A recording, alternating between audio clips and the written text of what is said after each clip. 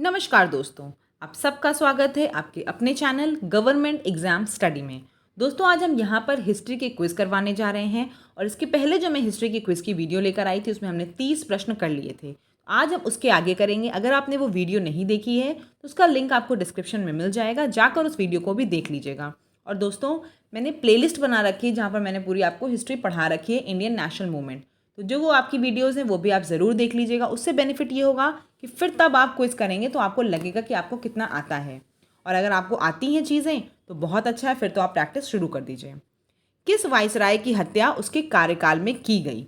बताइए दोस्तों, किस वायसराय की हत्या उसके कार्यकाल में की गई? तो इसका उत्तर है दोस्तों आपका डी, लॉर्ड मेयो की हत्या उसके कार्यकाल में की गई। हुआ ये था कि लॉर्ड मेयो उस समय गए थे अंडमान और निकोबार, और आपको ये पता होगा अंडमान और निकोबार में सेलुलर जेल है जहाँ पर काला पानी की सज़ा दी जाती थी। तो वहाँ पर एक कैदी था, उसने लॉर्ड मेयो की हत्या कर दी थी। ठीक है, तो इन्हीं की कार्यकाल में उनके टाइम पे हत्या हुई है लॉर्ड मेयो की। नेक्स्ट प्रश्न है, भारतीय पुरातत्व सर्वेक्षण की स्थापना हुई थी तो किसके समय में हुई थी? आपको पता होगा भारतीय पुरातत्व की जो स्थापना हुई थी दोस्तों 1861 में एलेक्जेंडर कनिंघम, ए कनिंघम के नाम से ये फेमस थे। इन्होंने इस विभाग की स्थापना की थी, पुरातत्व विभाग की। लेकिन उस समय ये टेम्परेरी संस्था थी, इसको परमानेंट किसने बनाया? 1906 में लॉर्ड कर्जन ने इस संस्था को क्या किया? परमानेंट बना दिया। चूंकि यहाँ पे ऑप्शन में एलेक्जेंडर कनिंघम का नाम नहीं दिया है इसीलिए हम लोग लॉर्ड कर्जन को आंसर बता रहे हैं। अगर यहाँ पर एलेक्जेंडर कनिंघम का नाम दिया होता तो आप स्थापना के लिए उन्हीं का नाम लिखते। ठीक है, लॉर्ड कर्जन ने खाली इस संस्था को परमानेंट बना दिया था, यानी कि स्थायी संस्था घोषित कर दिया था। ठीक, चलिए नेक्स्ट देख लेते हैं। भारत में कर्जन के प्रशासन की तुलना औरंगजेब से किसने की थी? तो भारत में कर्जन के प्रशासन की तुलना औरंगजेब से किसने की थी? गोपाल कृष्ण गोखले ने की थी। 33 का क्या हो जाएगा? बी हो जाएगा। ठीक, नेक्स्ट देख लेते हैं। 34 आपका ये क्या है? ब्रिटिश भारत की राजधानी का कलकत्ता से दिल्ली स्थानांतरण किसके काल में क्रियान्वित हुआ? पहले आपको पता है ब्रिटिश भारत की जो राजधानी थी वो कलकत्ता थी, फिर उसका दिल्ली ट्रांसफ़र हो गया। तो किस समय दिल्ली हुई हमारे भारत की राजधानी? लॉर्ड हार्डिंग के टाइम पे हुई थी 1911 में, जिस समय आपको पता है कि बंगाल विभाजन को रद्द भी करने की घोषणा की गई थी। उस समय दो घोषणा हुई थी 1911 में, दिल्ली दरबार हुआ था। एक बंगाल विभाजन को रद्द करने की घोषणा और दूसरी राजधानी कलकत्ता से दिल्ली स्थानांतरण हुआ। ठीक है, नेक्स्ट देख लेते हैं।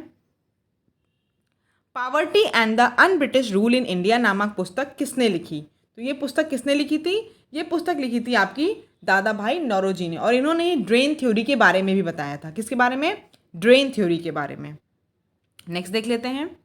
मंगल पांडे की घटना हुई थी तो मंगल पांडे की घटना कहाँ पर हुई थी? ये बैरकपुर में हुई थी। देखिए हमने ऊपर टॉपिक लिखा है 1857 की क्रांति। ठीक है, 1857 की क्रांति आपको पता है मंगल पांडे वाली घटना के बाद सबके मन में चीज़ें उठी। हुआ क्या था कि जो नई राइफल लॉन्च हुई थी उस समय, उसमें ये हुआ कि उसको मुंह से खोलना पड़ता और जिसमें कारतूस भरी जा रही है उसमें चर्बी गाय और सुअर के मांस की लगाई जा रही है। इसी को सुनकर लोग बहुत क्रोधित हो गए थे और ये घटना मंगल पांडे के यहाँ शुरुआत हुई थी। और ये घटना हुई कहाँ थी?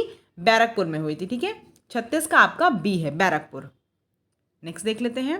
37 प्रश्न आपका है, 1857 के स्वाधीनता संग्राम का प्रतीक क्या था? तो क्या प्रतीक था इसका? ए कमल और रोटी। ठीक है, कमल और रोटी इसका प्रतीक था। आगे देखते हैं। 38 प्रश्न आपका, 1857 के बरेली विद्रोह का नेता कौन था? आपको पता है 1857 क्रांति जब थी अलग अलग एरियाज में नेता हुए थे, तो बरेली विद्रोह का नेता कौन था? तो कौन था दोस्तों? खान बहादुर था। 38 का ए हो जाएगा, खान बहादुर। ठीक है, कुंवर सिंह बिहार के हैं और मौलवी अहमद शाह कहाँ के हैं? यहाँ फिर अहमद शाह नहीं होगा, मौलवी अहमदुल्ला होगा। ये कहाँ के हैं? फैज़ाबाद के। ठीक है, ये फैज़ाबाद के हैं मौलवी अहमदुल्ला, और कुंवर सिंह कहाँ के हैं? बिहार के हैं। ठीक है, और खान बहादुर बरेली के। आगे देख लेते हैं नेक्स्ट प्रश्न। 1857 के अवध क्रांति की नेता कौन थी? अवध क्रांति यानी कि अपने इधर के साइड, यूपी के साइड, यूपी के साइड क्या है, यूपी साइड तो सब कुछ है। अवध यानी कि अपना लखनऊ, तो यहाँ पे कौन था उस समय? यहाँ पर था दोस्तों, यहाँ पर बेगम हजरत महल। 39 का क्या है? सी, बेगम हजरत महल जो थी वो क्या थी? अवध क्रांति की नेता थी। ठीक है, 39 का सी है आपका, 39 का सी। नेक्स्ट देख लेते हैं। 40, नाना साहब का कमांडर इन चीफ कौन था? तो नाना साहब कहाँ के थे? नाना साहब कानपुर में थे। आपको पता है अंग्रेजों ने इन्हें ज़बरदस्ती कानपुर के बिठूर में भेज दिया था और पेंशन देना शुरू कर दिया था, राजपाट इनसे छीन लिया था। तो नाना साहब का जो कमांडर इन चीफ था वो कौन था? तात्या टोपे। ये तो ऑलरेडी नाना साहब बहुत नाराज़ थे अंग्रेजों से, तो उनका कमांडर इन चीफ कौन था? तात्या टोपे थे। 40 का आपका क्या है? सी। नाना साहब ने, और ये लोग कहाँ पे थे? इन लोगों ने जो कमान संभाली थी वहाँ कहाँ पे संभाली थी? कानपुर में। अगर आपसे पूछे कानपुर में 1857 क्रांति में कौन था, तो नाना साहब और तात्या टोपे का नाम बताओगे आप। आगे देख लेते हैं। किसका वास्तविक नाम रामचंद्र पांडुरंग था? ये प्रश्न बहुत इंपॉर्टेंट है। क्या है इसका उत्तर? सी, तात्या टोपे। अगर तात्या टोपे का नाम आएगा तो आप कहाँ से बताओगे? 1857 की कानपुर की क्रांति के नेता थे, और साथ किसका दिया था? नाना साहेब का। ठीक है, और इनका असली नाम क्या था? रामचंद्र पांडुरंग। नेक्स्ट देख लेते हैं। कुंवर सिंह ने 1857 के विद्रोह का नेतृत्व किस प्रांत से किया? अभी मैंने आपको पीछे बताया था कहाँ से किया। कुंवर सिंह ने बिहार से किया। बिहार में भी कहाँ से? जगदीशपुर में। जगदीशपुर से किसने विद्रोह किया था 1857 का? कुंवर सिंह ने। ठीक है, बिहार में। नेक्स्ट देखते हैं। सुप्रसिद्ध शायर मिर्ज़ा गालिब का मूल निवास था। क्या था मिर्ज़ा गालिब का मूल निवास? आगरा। 43 का आपका ए है, आगरा मिर्ज़ा गालिब का मूल निवास था। नेक्स्ट देखते हैं। 1857 के विद्रोह के समय भारत का गवर्नर जनरल कौन था? तो कौन था दोस्तों? भारत का गवर्नर जनरल लॉर्ड कैनिंग था, और इसी के बाद गवर्नर जनरल को 1858 में वाइसराय बना दिया गया। और पहला वाइसराय आपसे पूछा जाए कौन था, तो आप बताएंगे पहला वाइसराय था लॉर्ड कैनिंग। 1858 में क्रांति के बाद इसको वाइसरॉय बना दिया गया था। ठीक है, और क्या हुआ था दोस्तों? इस विद्रोह के बाद ही एक इलाहाबाद में घोषणा हुई थी। उस घोषणा में क्या बताया गया था? उस घोषणा में ये कहा गया था कि क्या कहते हैं, जो ये ईस्ट इंडिया कंपनी व्यापार कर रही है, इससे पूरा व्यापार का हक छीन लिया गया था, और सीधा जो सब कुछ था वो इंडिया का पोर्शन वो किसके पास चला गया? क्राउन के पास। ठीक है, ब्रिटिश राज्य के पूरा अधीन हो गया। अभी तक ईस्ट इंडिया कंपनी के पास काम था, अब उनसे व्यापार छीन के किसको दे दिया गया? ब्रिटिश क्राउन के अंदर। तो पूरा भारत जो था उसकी देखभाल अब कौन करने लगा? उसको देख रेख कौन करने लगा? ब्रिटिश और क्राउन करने लगा। ठीक है, क्राउन के अंडर में चला गया था ये। तो भारत का गवर्नर जनरल कौन था? Lord Canning. समझ में आ गया होगा। किसने 1857 के विद्रोह को एक षड्यंत्र की संज्ञा दी? किसने दी थी दोस्तों? जेम्स आउट्रम एवं डब्ल्यू टेलर। इन्होंने क्या किया था? 1857 के विद्रोह को एक षड्यंत्र की संज्ञा दी थी। नेक्स्ट देख लेते हैं। किसने 1857 के विद्रोह को स्वतंत्रता की पहली लड़ाई कहा था?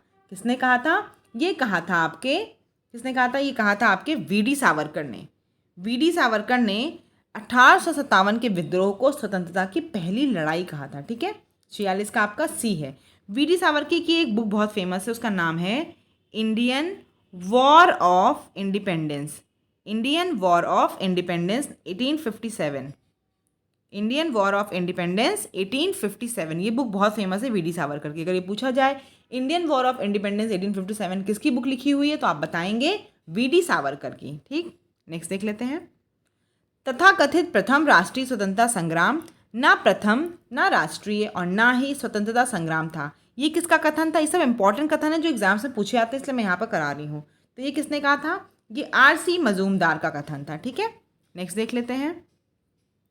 1857 के सरकारी इतिहासकार कौन थे? ऐसे तो 1857 में बहुत बुक लिखी गई। वीडी सावरकर की बुक मैंने आपको बताई, और भी कई लोगों ने बुक लिखी, लेकिन अंग्रेजों की तरफ से सरकारी इतिहासकार कौन था? तो कौन थे वो थे सुरेंद्र नाथ सेन। सरकारी इतिहासकार कौन थे? सुरेंद्र नाथ सेन, SN सेन। ठीक है, इनकी बुक का नाम था 1857। इनकी बुक का नाम ही 1857 था। ठीक है, नेक्स्ट देखते हैं। 1857 के विद्रोह के दमन के बाद भारतीय फौज के नव संगठन से संबंधित हैं। क्या संबंधित है? पील आयोग। क्योंकि आपको पता है 1857 की जब क्रांति हुई थी उस समय भारतीय सैनिक बहुत ज़्यादा भारी संख्या में अंग्रेजों के लिए काम कर रहे थे। इसके बाद, इस विद्रोह के बाद से अंग्रेजों ने क्या किया?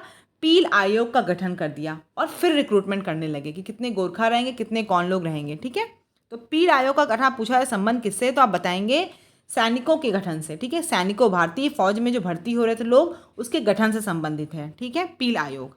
आगे देखते हैं नेक्स्ट। 1857 के विद्रोह के विप्लव के कारणों पर लिखने वाला प्रथम भारतीय कौन था? सबने तो 1857 की जिसने भारतीयों ने लिखा, सबने खूब बड़ाई लिखी कि बहुत अच्छा था, बहुत जो भी काम हो सबकी खूब तारीफ हुई, लेकिन विप्लव के कारण किसी ने लिखा। वो किसने लिखा था? सैयद अहमद खां। 50 का आपका क्या है? ए।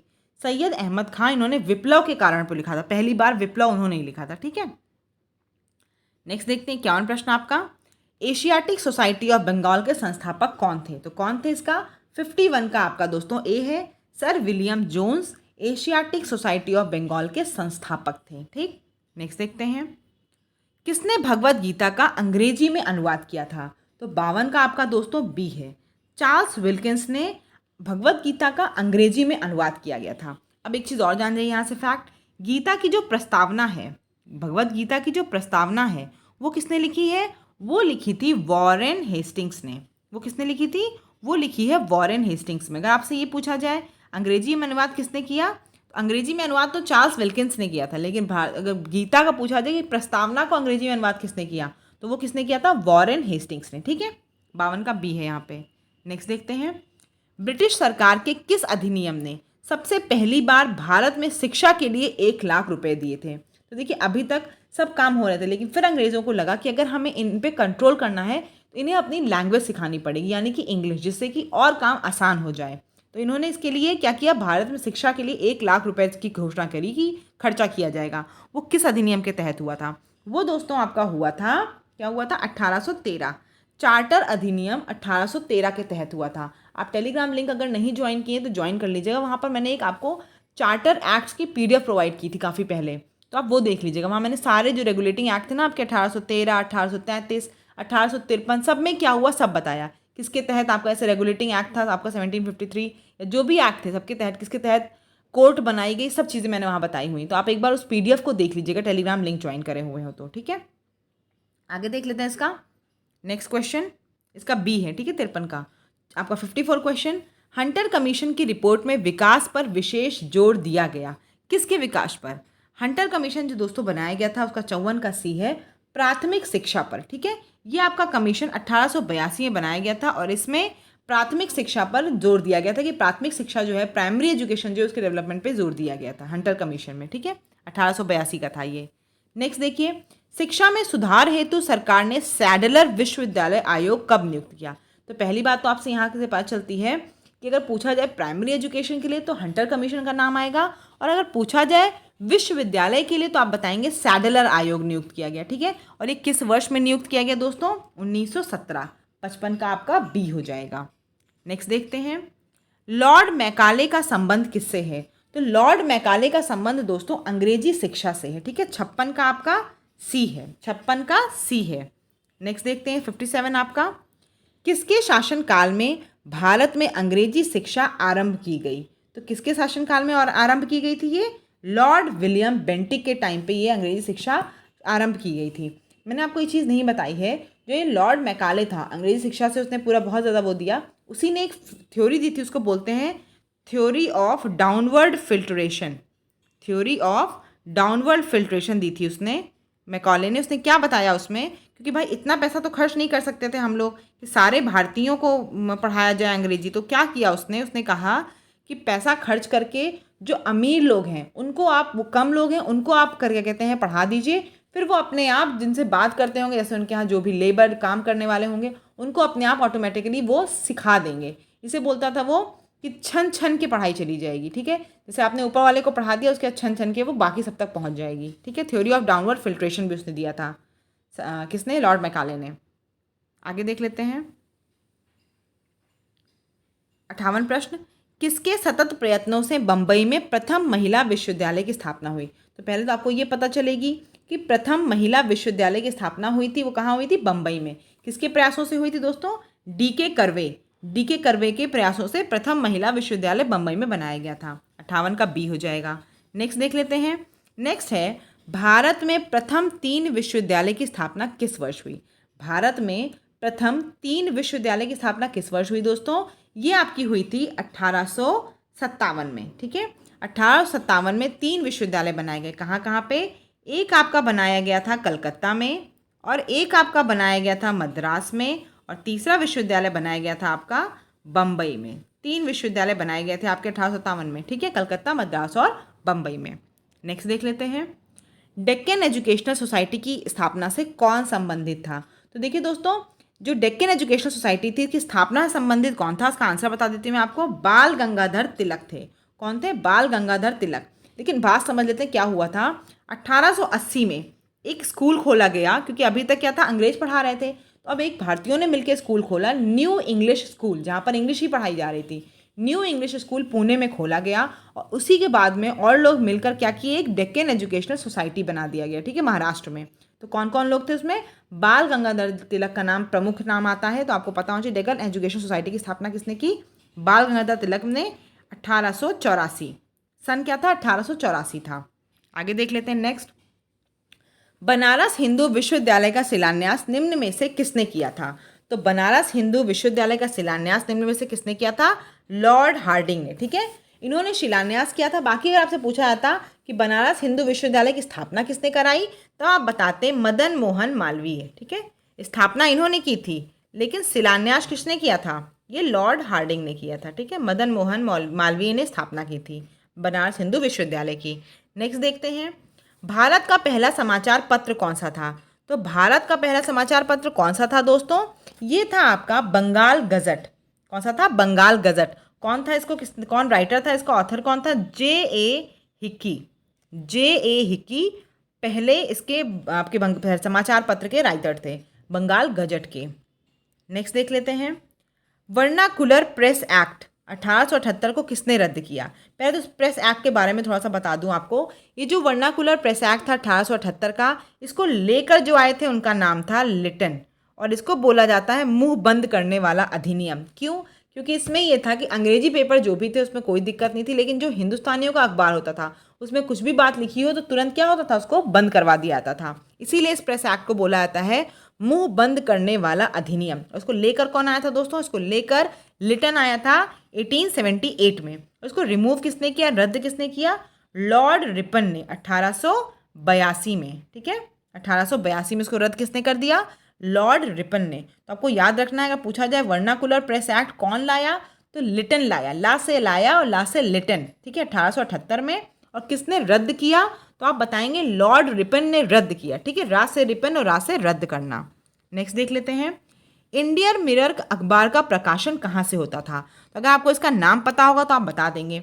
इंडियन मिरर अखबार के कौन थे संस्थापक, दोस्तों थे इसके संस्थापक आपके देवेंद्र नाथ टैगोर। अब देवेंद्र नाथ टैगोर कहाँ से बिलोंग करते होंगे दोस्तों, ये बिलोंग करेंगे आपके कलकत्ता से। देवेंद्र नाथ टैगोर ये कलकत्ता से, तो 64 का क्या हो जाएगा, बी हो जाएगा। नेक्स्ट देख लेते हैं, किसने सोम प्रकाश नामक समाचार पत्र शुरू किया। किसने शुरू किया था, ये ईश्वर चंद्र विद्यासागर ने। 65 का बी हो जाएगा। ईश्वर चंद्र विद्यासागर का प्रकाशन क्या था, सोम प्रकाश। और इन्होंने किसमें हेल्प की थी, विधवा विवाह में। लोकमान्य बाल गंगाधर तिलक ने कौन सा समाचार पत्र प्रारंभ किया था, तो उन्होंने देखिए लोकमान्य बाल गंगाधर तिलक ने दोनों समाचार पत्र प्रारंभ किए थे, केसरी भी और मराठा भी, यानी कि डी ऑप्शन हो जाएगा ऊपर के दोनों, ठीक है। एक बात यहाँ समझ लीजिए आप, केसरी और मराठा समाचार पत्र शुरू तो किया था बाल गंगाधर तिलक ने, लेकिन जो केसरी था वो मराठी भाषा में था। ये समाचार पत्र आपका मराठी भाषा में थे, और जो मराठा था वो अंग्रेजी भाषा में था। ये भी याद करने योग्य बात है, क्योंकि कई बार पूछा गया है कि जो मराठा पेपर था बाल गंगाधर तिलक के द्वारा जो प्रकाशित किया जाता था वो किस भाषा में था। तो मराठा अंग्रेजी भाषा का पत्र था और केसरी मराठी भाषा का पत्र था, ठीक है, और दोनों ही बाल गंगाधर तिलक के पत्र थे। नेक्स्ट देख लेते हैं, किस भाषा में द इंडियन ओपिनियन पत्र नहीं छापा जाता था। पहले तो आपको बता दूं, द इंडियन ओपिनियन जो था वो महात्मा गांधी का था, महात्मा गांधी का ये पत्र था, ठीक। और इसको इन्होंने कहाँ पे स्टार्ट किया, इसको इन्होंने दक्षिण अफ्रीका में स्टार्ट किया था, ठीक है। साउथ अफ्रीका से छपने वाला पूछा जाता समाचार पत्र गांधी जी का कौन सा था, द इंडियन ओपिनियन था, ठीक है। और ये किस किस भाषा में छपता था दोस्तों, अंग्रेजी, गुजराती, तमिल और हिंदी। किस में नहीं छपता था, उर्दू में नहीं छपता था, ठीक है। अंग्रेजी, गुजराती, तमिल और हिंदी में छापा जाता था, हिंदी में नहीं छपता था। नेक्स्ट देखते हैं, नील आंदोलन का जमकर समर्थन करने वाले हिंदू पैट्रियाट के संपादक कौन थे। तो कौन थे दोस्तों, बी हरीश चंद्र मुखर्जी जो थे वो नील आंदोलन का जमकर समर्थन करते थे। नील आंदोलन का आपको पता है ना समर्थन कौन, नील आंदोलन क्या था, जबरदस्ती जो बिहार में नील की खेती कराई जा रही थी, तिन कटिया पद्धति वाला, वो वही बात है। उसका समर्थन कौन कर रहा था, हिंदू पैट्रियाट संपादक कौन थे, हरीश चंद्र मुखर्जी। नेक्स्ट देखते हैं, अंग्रेजी पत्र इंडिपेंडेंट किससे जुड़ा हुआ था। तो अंग्रेजी पत्र जो आपका इंडिपेंडेंट है वो किससे जुड़ा था दोस्तों, वो जुड़ा था आपका मोतीलाल नेहरू से। इंडिपेंडेंट किससे जुड़ा था, मोतीलाल नेहरू से। नेक्स्ट देखते हैं 70 प्रश्न, नेशनल हेराल्ड जुड़ा था नेशनल हेराल्ड किससे जुड़ा हुआ था? दोस्तों ये जुड़ा हुआ था जवाहरलाल नेहरू से। इंडिपेंडेंट मोतीलाल नेहरू और नेशनल हेराल्ड जवाहरलाल नेहरू। देखिए एक दो क्वेश्चन और कराने पड़ेंगे मुझे आपको प्रेस का विकास खत्म करने के लिए, तो वो हम करा देते हैं आपको। आपका इसका नेक्स्ट क्वेश्चन है, बहिष्कृत भारत पत्रिका से संबंधित कौन था? तो बहिष्कृत भारत पत्रिका संबंधित थे दोस्तों BR अम्बेडकर। 71 का आपका डी है। बाबा राव भीम साहब अम्बेडकर जो थे वो क्या थे आपके? बहिष्कृत भारत पत्रिका से संबंधित थे। ठीक, नेक्स्ट देखते हैं। नेक्स्ट देखिए मैंने आपको ये लिख के दे दिया है, इसको ज़रूर आप कहीं नोट कर लीजिएगा या फिर स्क्रीनशॉट लेके रख लीजिएगा, क्योंकि ये मोस्ट इंपॉर्टेंट नाम है जो ज़्यादातर परीक्षाओं में आते हैं। जैसे बॉम्बे क्रॉनिकल किसका समाचार पत्र था? ये फिरोज शाह मेहता का था। अगर आप पेट की तैयारी करें तो इसको बिल्कुल मत छोड़िएगा, क्योंकि आपको पता है कि पत्र और लेखन और रचनाएं वाला आपका पोर्शन आता है। तो बॉम्बे क्रॉनिकल फिरोज शाह मेहता का था। कॉमनवेल्थ और न्यू इंडिया ये किसका था? एनी बेसेंट का। लीडर था मदन मोहन मालवीय का। अल हिलाल अबुल कलाम आज़ाद का। यंग इंडिया हरिजन, नवजीवन और इंडियन ओपिनियन ये किसकी किताब थी? ये सब समाचार पत्र थे, किताब नहीं सॉरी, ये सब समाचार पत्र आपके पत्रिकाएं थी महात्मा गांधी की। मूक नायक BR अम्बेडकर का और कॉमरेड मोहम्मद अली का। ठीक है, ये बहुत इंपॉर्टेंट है सारे नाम, स्क्रीनशॉट लेके इनको ज़रूर रख लीजिएगा। ठीक है, नेक्स्ट देख लेते हैं। बस यहीं तक आज हम लोग एंड करेंगे इस क्वेश्चन सीरीज़ को, फिर हम लोग नेक्स्ट लेकर आएंगे। अगर आपको अच्छी लगी है तो प्लीज़ को लाइक ज़रूर करिएगा, कमेंट करिएगा, और चैनल पे नए हो तो सब्सक्राइब ज़रूर कर लीजिएगा, क्योंकि अब हम लोग प्रैक्टिस सेट भी अपने डेली करेंगे। धन्यवाद। और कोई क्वेरी हो तो कमेंट में तो आप मुझसे पूछ ही सकते हैं। अभी भी टेलीग्राम पे नहीं जुड़े हैं तो ज़रूर जुड़ जाइएगा।